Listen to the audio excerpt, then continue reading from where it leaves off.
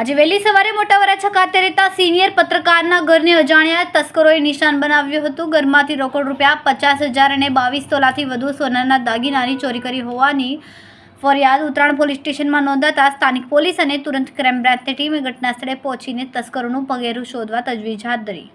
Uttarayan police પાસેથી મળતી માહિતી મુજબ મોટા વરાછા સ્થિત આર્યવનગરમાં રહેતા જગદીશ દવે પત્રકાર તરીકે ફરજ બજાવે છે. પત્રકાર જગદીશ દવે દરરોજ વહેલી સવારે તેમની પત્ની સોનલબેન દવે સાથે બેડમિન્ટન રમવા જાય છે. હાલ ભારે ગરમી હોવાના કારણે ગઈકાલે રાત્રિએ જગદીશભાઈ પોતાની ઘરની અગાસી પર સૂવા માટે ગયા હતા. દરમિયાન રાબેતા મુજબ બેડમિન્ટન ગેમ રમવા માટે ઉઠ્યા હતા અને ઘરમાં પ્રવેશતા સામાન વેરવિખેર હતો, જેથી તેમને કંઈક અજુગતું લાગતા ઘરમાં તપાસ કરતા ઘરના રૂમમાંથી 50,000થી વધુની રોકડ તથા સોનાના 2 મંગળસૂત્ર, સોનાની બંગડીઓ, પેન્ડલ, વીંટી સહિત કુલ 22થી 23 તોલા સોનાના 8 દાગીના તથા તેમના પડોશી મુકેશભાઈ કાલુભાઈ કાછડિયાના ઘરેથી 200 ગ્રામ ચાંદીનો જુડો તથા રોકડા રૂપિયા 20,000ની ચોરી થઈ હતી. આ બંને સ્થળેને મળીને કુલ રૂપિયા 7.20 લાખના દાગીના ચોરાયા હતા.